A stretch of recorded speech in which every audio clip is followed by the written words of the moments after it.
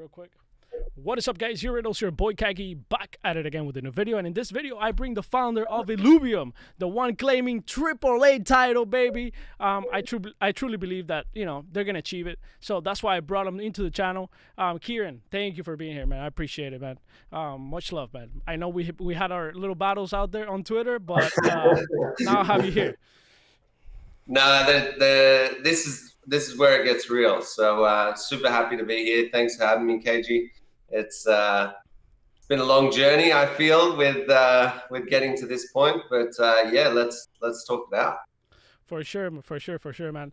Let me ask you, for the people that don't know about Illuvium, don't know anything, of course, there's new people, there's a new, wave of people.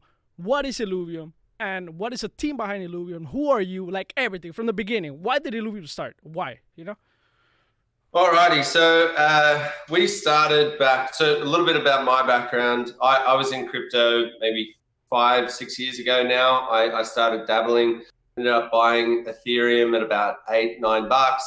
I got exposure through my brother who runs Synthetics, another DeFi protocol, and he basically, when his token started taking off and DeFi summer started happening, and there was all this buzz around this new sector that was developing in crypto, he basically said you have to get back in. At very least, you need to start investing and learning about these protocols, and maybe you'll find something that catches your eye, and then develop something yourself.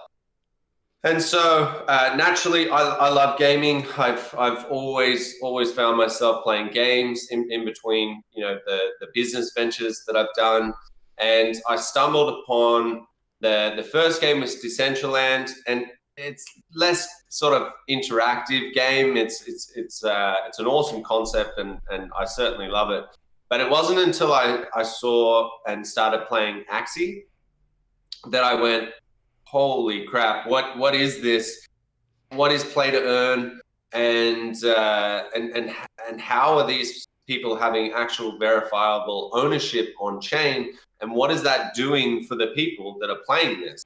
Mm-hmm. And so yeah, I basically was fascinated from what they had built, and I wanted to do something with a little bit better graphics, going to 3D models, and also adding in a whole bunch of backstory and lore.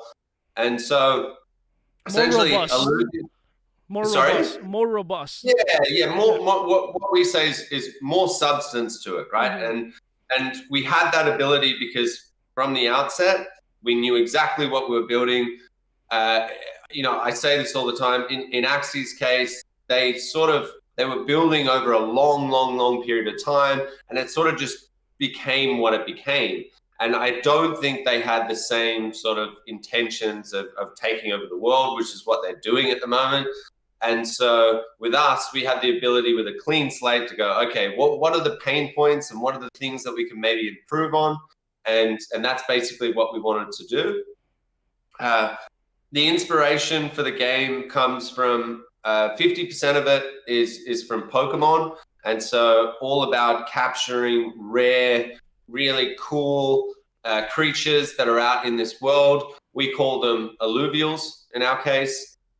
And there's 150 to collect in this Genesis set. And then the other side of it, instead of just doing a simple turn-based battle system, we wanted to utilize what League of Legends Teamfight Tactics has done, and Dota Underlords, in integrating an auto battler style of combat. Mm-hmm. And so it's a little bit more strategic than the typical games that you'll see out there. There's a lot of complications when it comes to the different classes and combining them together to create a stronger team. The synergies. You have to start. You guys talk a lot about that, yeah. Yeah, the synergies, right? Which is very, very similar. That style of gameplay has been done many times before, and we're simply putting our spin on it, but also attaching that to this beautiful overworld which we built, which has 7 different regions. Probably not all will be available on day one, but at least 3 or 4 of them will be. And the idea is you catch different alluvials in different regions. You basically need to, there's certain places in regions which are harder to get to, and you're more likely to find higher tier alluvials in those spaces. And so you need things like jetpacks and mag boots to get to those in order to actually that's kind of get sick. those. Yeah. That's kinda sick. So to boil it all down, very similar to Pokemon, but imagine it like a little bit on steroids in that we're trying to give a little bit more active gameplay. Almost like across No Man's Sky meets Pokemon and Team Tactics type of thing. 100%, exactly. Yeah. Yes. You're exploring this world. You need like different resources to get around. What about making the game MMO? I know I talked to you about this. Like actually being in this world with people, right? Like, is that possible? Do you think it's something that you guys are looking forward to doing? Because people want to hang out together, right? Absolutely. I remember having early conversations with you. That was something that we were both very aligned on. The beautiful thing about what we have built in terms of the governance structure is that I can suggest, and this is 100% the first expansion that I'm going to suggest is making an MMO. So you've got that community interaction. You can see other players. You can start doing things like massive raids. I basically want people to, at some stage, be storing their alluvials somewhere in this expansion game. And let's say me and you build a clan and we have thousands of members. We then go in, start raiding other people's Illuvium storage, wherever that's stored. We start taking their alluvials, and we leave their town in ruins, and away we go, and we keep on going and raiding. Yeah, you can have like a risk zone where people, like, if you go there, you're high risk, right? If you're hanging out there, you're in high risk zone. So you could lose your Illuvio if you fight somebody else. Now let's break it down for the noobs, for the people that don't know anything about Illuvium. So the game is an open world, single player right now. That's the idea. You go catch Illuvios in the open world, then you bring them into the arena as a Team Tactics top-down view, right? Chess style. That's basically the game right now. It is free to play, right? If I'm not mistaken. Right? Correct. Yeah. So all the Illuvios are coming actually from the world. You guys are not dropping any Illuvios. No drops. We want a completely fair launch. Okay. Yeah, I like this. So the time you put in is what matters here. Whoever puts more time in has a higher chance of finding those alluvials and getting better at the game and having the advantage. Of course, there's gonna be this what people call pay to win. I don't call that pay to win, because if somebody found an alluvio in the world and then I put it on the market and somebody comes with a lot of money and buys my alluvio for the time that I put in, yes, it is pay to win, but that's how real economies work. That's how real life works, right? And that's how I see it. I put the time in, I crafted this alluvio with my time, and then I put it for sale, and somebody decided to pay for it. That's it, right? You're not paying the developer directly, like, here, give me that illuvio, and then I can't do anything with illuvio, and the only person that actually wins is a developer. So that's what I'm understanding here. Yeah, I like it. I like the model. And where are we at right now in terms of development? How close are we to a little beta, maybe a close alpha? So the biggest thing that everyone is waiting for, and totally respect the decision of people waiting on the sidelines and going, okay, it's all speculative at the moment. You've got a crazy guy like me who's out there saying we're going AAA. And yes, we've backed it up with things like leaks and some videos, and we had the cinematic trailer that gave you a little bit of an idea. But I think until we show gameplay, like actual, this is what the battle is, this is, how accurate our animators are, our visual effects is on point, our sound engineers have made it so it actually feels like a AAA game. I respect that people are sitting on the sidelines. And so Now, well, wait. To give you the reason here, because we gotta be fair too, right?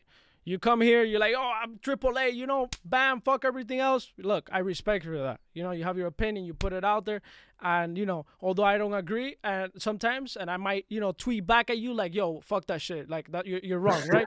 But I'm not gonna go and cancel you now, right? So I'm okay with you having your opinion. And to be fair to you, there's a lot of shit games out there making millions of dollars.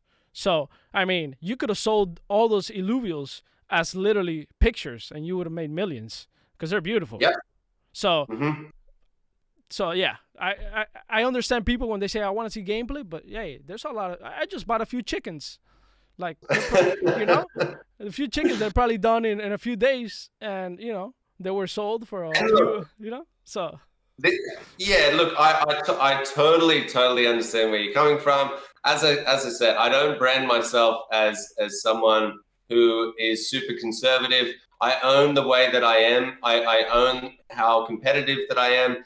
But I would like to just, you know, the thing that people don't see, and maybe it's just too polarizing the way that I am for them to actually see. The underlying thing here is that I still hold the AXS token, right? I still hold Axis. I only just flipped my land, which I bought, you know, over a year ago before anyone knew that Axie was going to be big or whatever. And the main thing that I believe more than anything is that I always said if Axie gets to a point, right, where they're further along than any of the other games, like, you know, Big Time and you know, Guild of Guardians and all these other ones, which I think honestly are coming out and they're going that next level as well. Amber Sword as well.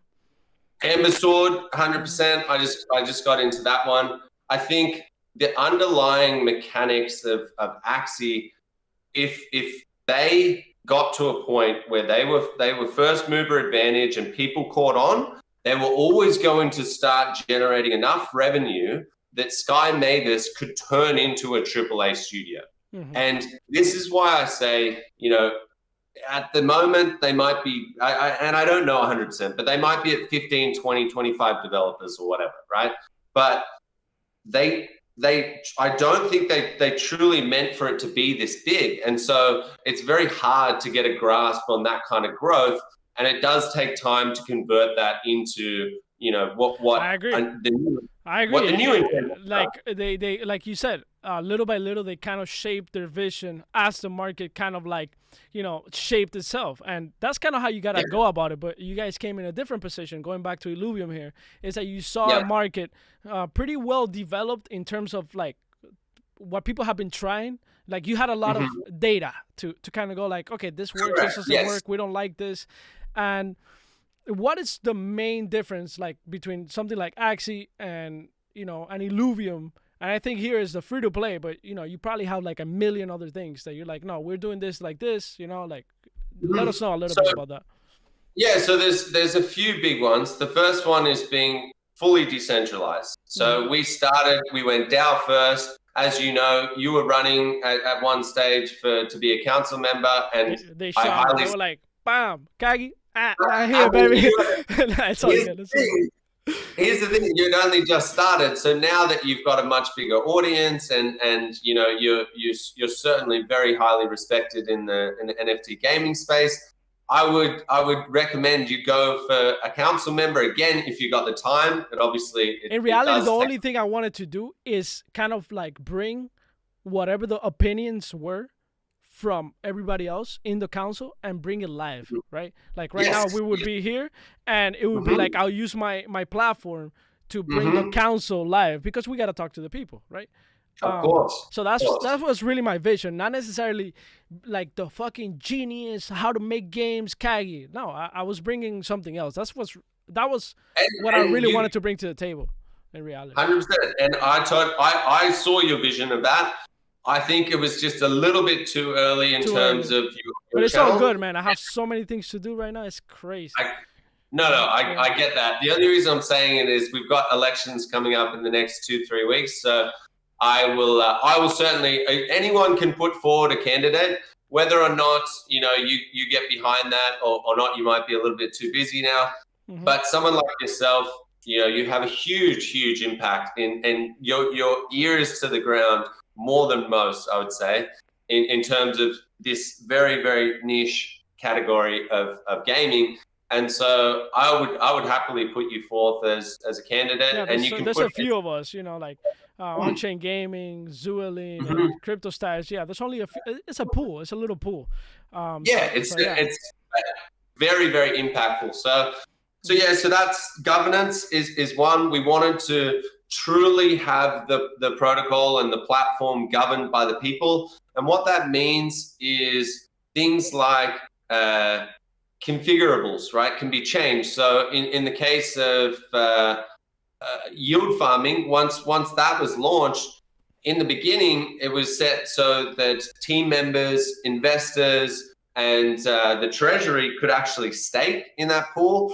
Someone came out with an IIP to say, hey, that's going to screw with the tokenomics. It's not going to allow for fair distribution of the token. And we realized, hey, we fucked up. And we're not. We own our mistakes every single time. Me, definitely myself. If I fuck up, I'll let you know. And so, we made a mistake. The council did what they were supposed to do. They voted against that, and they said, let's change it. And so immediately we started seeing the shape of the protocol being decided by these council members, who ultimately were put in that place by every single token holder. So you get this really authentic and positive community engagement that comes from that. And again, when you have the luxury of being able to see all the other games that are out there and go, okay, what do we think is going to work and not work? You can do things like that. And so we did. So that's one. The second is the free to play, as you mentioned. I think one of the biggest bottlenecks to getting into games right now is potentially the high ceiling. That's why you've seen this new style of business popping up, which is people giving scholarships. And I'm all for it, right? Like I'm like in terms of finding a market opportunity, I'm all for those people. I respect what they've done in creating these scholarship programs. But at the end of the day, my job as a decentralized core contributor to a game is for the players, right? The individual players. And so if we can make that ceiling, that barrier to entry as small as possible, so anyone around the world, whether you're in the Philippines or you're in Africa or America or whatever, if you can get in and play our game, and over time, if you grind enough, you can slowly start earning yourself up and you don't need a scholarship. That, in my opinion, is the ideal for all decentralized games. Yeah, free to play to earn, basically. Yes. Now, if we can get there is yet to be seen. But this is, again, what we've set out to do. I think you can. I mean, there's a good example of that. Lost Relics. I don't know if you looked into it. I actually have a video there how the economy works, and it's very simple. So I think it's achievable. It's you go into dungeons. You have a drop rate in those dungeons. The more time you put into the game, the higher chances, of course, for you to get those rare weapons. And once you get that rare weapon, yes, it does affect the gameplay, right? It does affect the gameplay, but you can sell it to another player like me that I bought maybe like 20K worth of weapons. Because I didn't want to put the time. I just wanted to collect them and look cool. So that person earned because I bought it from him. So and look, this is exactly we share the exact same vision as that. We think that there is a value on putting your sweat and tears into a game, right? If you're sitting there and you're grinding for 20 hours a day, yes, it's going to be way harder than you. It has to be, right? In order for us to create a sustainable economy, that person versus the whale like yourself who just goes, fuck it, I'm not waiting and I'm not going to grind in the overworld. I'm just going to go and buy my Ramfire as soon as someone catches it. Yeah. And that's fine. That's fine. That's Okay. also okay. That's how we build the economy. So yeah, the free to play side to it, and then I guess the third one is the graphics. Mhm. So we decided in the beginning it was. I'm a super impatient person, and I guess this sometimes comes across with people. And originally Aaron was saying, it's going to take 2 years to build. And I said, fuck that. We're going to build it in 12 months. I can't wait that long. Mhm. But even prior to that, I wanted to go 2D. I wanted to go Axie style of images. We actually had a group of Fiverr artists, because I couldn't wait to recruit really, really decent artists. We had a bunch of Fiverr artists who were creating our first Illuvials, and they're 2D, they're very basic, but we were pumping them out. And it was like, do we do this? Do we put out what is already out now? And we know that this market is so ripe, we could still turn it into a huge game, but we want to be known for something more than that. Something premium right off the bat. Basically. Yeah, that's what you want. So correct. Yeah, so that's there. I guess the three pillars, and obviously there's a few other little things here and there that we do differently, but I would say they're the main things. And the revenue distribution. The 100% of revenues goes back to the people who are staked and playing the game. Okay, now let's go back to that. The play to earn, we already know. You find assets, you can sell them. That's one side of the play to earn, which is super cool. I actually love that. Explore, find something, and then be able to sell it, because there's people out there that believe in the game and want to buy it and don't want to spend that much time. That's one side of it. But the actual play, like you go into the tactic, what's it called? The chess The style. arena? Yeah, the arena. Yep. How does Yep. a play to earn work right there? How does that work? You win a battle, what happens? Yeah, so you basically, there's going to be tournaments, right? That's where, so there's out of our we have 4 million tokens out of our 10 million, which have been portioned off for yield. 3 million of that is portioned for staking over a 3-year period, and that's not considered in-game yield. That's just your staking yield. What you're talking about is our in-game yield, and so 10% of our tokens can be earned through that model. And the big one in the battle arenas is through tournaments.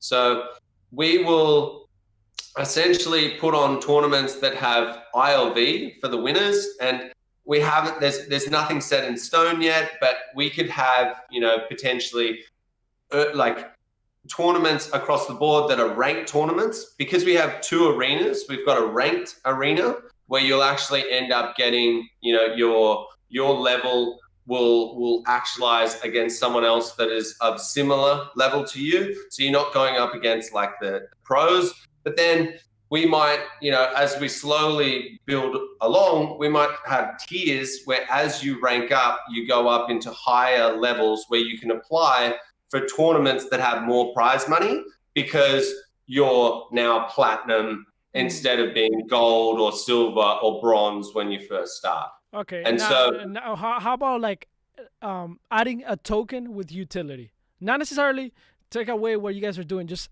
like by season, even by season you could do it. Just add a token where like you earn this token, even if you lose just a little bit, but you're gonna need that to craft maybe a skin, right? Or to craft something else, and then that token could be limited too. It's like the SOP, but like limited. And once you earn that, right, boom, it's taken away from the play to earn. And then another season, another type of token, like kind of like an evolving utility token with different purposes, right? I never seen that before. It just came to mind, and I feel like so look, again, the going back to our original discussion, there's the decentralized governance. You have the ability, you can write up that idea, polish it up, and post it into the council. They'll deliberate and they'll look at it. And something like that, it actually, someone just mentioned something similar to that and said, hey, for our in-game yield, can we take it as SILV? And I'll just quickly explain that. So there's two tokens to our economy. There's the ILV token, which is your governance and staking token. And then you've got the SILV, which is what you can take as your rewards in staking, which is instantly usable in-game. Mm-hmm. And so someone mentioned, hey, here's an idea. Instead of the in-game yield being ILV, what if it's SILV? And then SILV, of course, can only be used inside the game. So it effectively, when someone utilizes, when someone uses one SILV, it burns one ILV, or we don't mint the ILV. Mm-hmm. So effectively, it's reducing the number in circulation, which should effectively increase the price. So it's very similar to what you're talking about, just not a continuation of additional tokens. Right. Anything's possible. Interesting. I like that. Yeah, I like that model. It sounds interesting. That way, you keep the people within the game using the SILV to do something within the game, right? And you're basically giving them the option to not cash out, right? Correct. That way, I understand. I get it. It's kind of interesting. Mm-hmm. Yeah. Mm-hmm. But let me ask you something else that I've been interested about. The open world, is it third person? Is it top-down view? Like, what is it? First person? I mean, I'm thinking No Man's Sky here when I see those images, man. Like, it's slightly top-down, right? So you need to be able to obviously. I can't think of it's like you're almost in third person, right? But it's slightly more top-down than normal, because you've obviously got to explore this overworld. So you need to be able to see it. You need to be able to utilize the jetpack. That is we're thinking that the jetpack is going to be used a lot. Like, it's much faster to get around, and it's much easier to maneuver and stuff like that. So the view-wise, you want to be able to see as much of this overworld as possible. And also, the way that the encounters work is you've basically got your hunter has basically got this gun, right? And it sees little blips of encounters, and it's basically you need to shoot the encounter space, and if you hit it, then it will pull you inside of it, and then you're almost in this your own little world where you're battling it out with the alluvials. And so again, it's super important to be able to see everything that is going on around you. It does. You're right. It needs to be that super open world look. Yeah. I like it, man. And there's so many possibilities with Illuvium too, because you take the game and you put it into a format like League of Legends, right? Now you bring another arena where you take even in teams, everybody brings their own Illuvial into the team 4v4, top down, and you actually moving right within that arena, and you build like more games around it too. Like there's a lot of potential there for sure, man. I like it. Mm-hmm. I'm really, really looking forward to it. Especially if you guys do an MMO, man. Oh man, like it just people want to live in. I think you mentioned something about land. I think you mentioned something about land. Is that true? I think I heard that somewhere. Tell us about that. Tell us about that, man. Come on. Tell us a little bit. Okay, all right. So look, none of this has been confirmed. An IIP is being written up by Aaron, who, for those of you who don't know, he's my co-founder. He's also my brother, and he's the game designer. So he's the genius behind the whole game design. And we got talking, and we basically said, look, we people want land, right? We got to do land. Unfortunately, every single person wants land. Now, the thing about Aaron is you can't just. He doesn't just do things for the sake of doing it. You have to have a reason, right? And I'm very similar in that sense. And so we got together and we said, okay, we agree we've got to do land, but how do we do land where it has a use case? And a use case ideally is, in place where people know, and whether or not that use case is like literally built from day one. People need to know I'm buying the land because it's going to turn into this once they finish development, right? That's what I mean by a use case. And so he goes away and I'm throwing him ideas here and there and whatever, and he's kind of in the dark. Then he comes back to me, he's like, all right, I'll have a GDD done in 2 days. And I'm like, a GDD? Like, do we really need to go to that level on land? Like, we need a use case, but come on. And anyway, he came back, and I think it's a really cool idea. Essentially, we're turning the land game into like a mind and resource game. So it's like its own mini game in itself. And you basically buy a land plot that will have certain types of resources on it. You can then mine these resources, and over time, what we're thinking is things like shards in the main game, they have a cost to cure, right? And we're saying that the stuff that and the percentages, nothing has been set, but let's call it 50-50, for example. So 50% of what mineral is required to cure a shard comes from the game. So just like an in-game purchase, and the other 50% is supplied by the landowners. And so is that tokenized? Yes. Okay, yes. I mean, effectively, you have another token there. Yeah. So it's basically you could play around through that. Yeah. Okay. 100%. Now, what I said to my biggest input on this was, I want people to be able to buy multiple plots of land. So if I hold, let's say you need to build a plant, right? And there's like 16 to maybe 24 buildings that you can create now, like different sorts of factories and stuff. He's got crazy sci-fi names for them. I can't remember them, but these buildings are effectively what create and mine the minerals.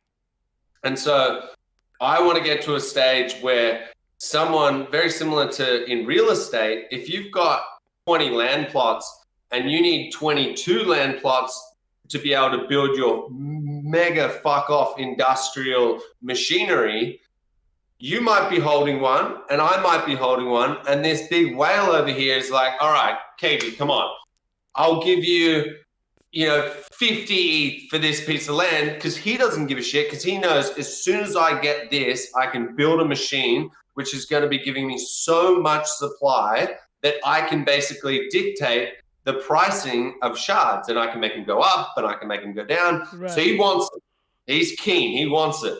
And then he goes over to me and he says, all right, Kieran, I'm talking to Katie. He's in. And I'm like, well, I don't give a fuck. I'm not selling you mine. And then he's like, okay, guys, come on. Like, we need to come to some sort of an agreement here. I'm willing to pay you 100 ETH each. And all of a sudden, he's looking at the price of how much he's going to make off this factory. And there's game theory there. He's that at a certain point, we fall. I go, all right, 100 ETH. I want to buy a new car or something. Let's go. I'll give you my land now. Maybe you sell, maybe you don't. Or rent it. You can also rent that, Or you can rent it. You can rent it. And again, that's an idea. Like that's not in the GDD, but it's a brilliant idea. And I would encourage you, once this thing comes out, put in an IIP and let's get lending of land as well. I love it. I like it. If you can turn that land into the first iteration of the MMO where people just hang out. Like they're just walking around. You're not catching illuvials or anything. You just like it's almost like a hub, right? Like almost like Destiny type of thing, right? Where like I don't know if you ever played Destiny. I think they have like a marketplace or like a central hub, and then people go into either arena or they go into like open world, and they choose after. I think Avagotchi did that really, really well. That's the ghost token. So they've got like this town hall where everyone can go to. That's where they do like the events and stuff like that. 100%. We can now. The only thing is, right? Like I get thinking, and then I'm like hitting my devs up. and they're like, "Fuck, dude, this is meant to be a mini game. Now it's like a medium-sized game. Like, are we just doing a new game here, or Yeah, what are we doing?" I see the future of Illuvium as definitely an ever evolving game. That's for sure. I mean, that's how new games are like these days, right? They're ever evolving, you know. But yeah, you're totally right. You gotta focus on little things first until Yeah, because you get building thinking block. and you go crazy with so many ideas, man. So many Too ideas. many ideas. Too many. Hey man, we are at 35 minutes. You know, I thank you. I don't want to make it too big because then the people get bored. No You worries. know, All good. thank you for coming by, man. Where can people find you? Yourself and also Illuvium. So you got Twitter, Discord, the website. Yeah. So definitely join the Discord. That's where we've got a whole bunch of giveaways. I've been trying to convince Kagi to do one, but he's not about that. Oh, the giveaway. No, I'm down to do a giveaway. Oh, okay. But wait, All right. what type of giveaway is this? Are you telling me like to dress up and stuff? Like, 'cause I can't No, do no, it. no, no, no, no. I think look, let's leave the cosplays. Let's leave that. Let's make an in-game Kagi emote. Okay, sounds good, man. Of course, I'll take anything, man. I'm down. I'm down. All right. I mean, you're putting my All right. name out there. You know, it's all good.